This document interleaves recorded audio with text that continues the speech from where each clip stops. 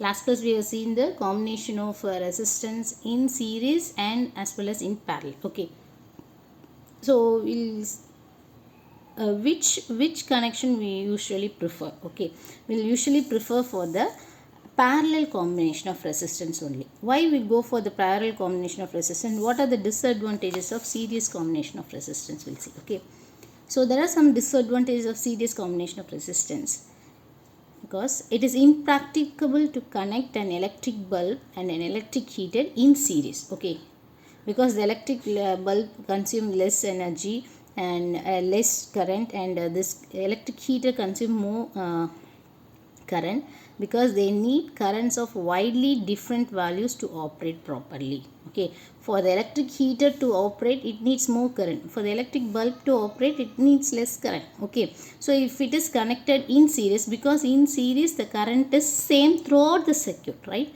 So it is impracticable to connect an electric bulb and electric heater in series, because they need currents of widely different values to operate properly. Okay, another disadvantage is, in a series combination, when one component fails, the circuit is broken. If in a series connection, if one of the components is broken, means the other component will not work. Okay, none of the components will work. Okay, these are the disadvantages of series combination of resistance. Okay, so what will be the advantages of parallel combination? See, parallel circuit divides the current among the components, that is electric gadgets, so that they can get the necessary amount of current to operate properly. For example, in one connection it is bulb is connected and another heater is connected. Whatever current is required for this bulb, it will be divided accordingly, and whatever current is required for this heater, it will send accordingly. Okay, so parallel circuit divides the current among the components. Okay, and also in a parallel circuit all the electric gadgets get the same voltage, right? Throughout the circuit the voltage will be same, right? Next, we know that the total resistance across parallel connection will be minimum, right? It is decreased when compared to the individual resistance, right? In a parallel circuit, there is an increase in the total current carrying capacity by decreasing the total resistance. Okay, know that the resistance is inversely proportional to this current flowing. That the total resistance is decreased, means current flowing will be high, right? So in a parallel circuit, there is an increase in the total current carrying capacity by decreasing the total resistance. Okay, next we'll move on to the heating effect of electric current. The electric current the effects of electric current is different in different gadgets, right? For example, if it is a toaster, means it will come out as a heat energy. In case of electrolytic process, means it will come, it helps in the chemical process, right? Separation of ions will takes place, and in the running of the motors, magnetic fields will be created. So the effects may be different. The effects of electric current may be different. Here in our class, in this grade, we are going to read one study about only the heating effect of the electric current. Okay, so you know that in the circuit,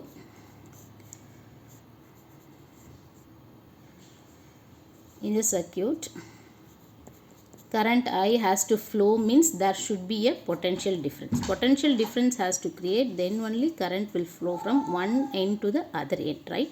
So it needs some energy. Where does this energy go? Okay, where does this energy go? For the consistent flow of current, we need the potential difference. So some energy has to be supplied. Where does this energy go? Okay, a part of the source energies in maintaining the current may be consumed into useful work. Okay, a part of the energy is in maintaining the current. So the current has to flow, right? So in maintaining the current, some of the it consumed in the form of useful work, like in rotating the blades of the electric current, like that. Okay, it will rotate the blades of the electric current, as well as some heat will be produced. So the rest of the source energy may be expended in heat to raise the temperature of the gadget. Okay, it can helps in the rotating of the blade. Some of the energy is utilized in rotating of the blade. Some of the energy is comes out in the form of heat. Okay, so this is how the energy goes from this battery. The energy is expanded in these two forms only. Okay, if it is a purely resistive, only the purely resistive, only the resistors are connected to the battery. Okay, you will learn this inductors, capacitors will be connected in the circuits that you will learn in higher classes. Here, where does the energy goes if the electric circuit is purely resistive? Okay, if the electric circuit is purely resistive, that is how the purely resistive means what? Configuration of resistors only connected to a battery. Okay, only resistors are connected to a battery. The source energy continuously get dissipated entirely in the form of heat. Okay, it dissipated in the form of heat only. Okay, this is known as heating effect of electric current. Okay, the dissipation of the energy in the form of heat is known as electric current. Okay,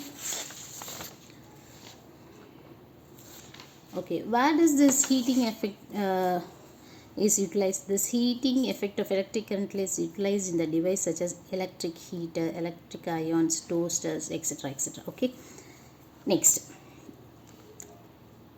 we have learned about heat is generated. How much heat is generated? How will you calculate how much heat is produced? Okay, thus we are going to given by this Joule's law of heating. Okay, Joule's law of heating. Here a circuit has been drawn, switch on, current is flowing from positive terminal, resistant, voltmeter is connected, ammeter is connected. Okay, what is the current flowing through the current? I equals to Q by T. What is the potential difference created here? V equals to work done in moving a unit charge from V equals to W by Q. What is this Ohm's law? According to this Ohm's law, V equals to IR.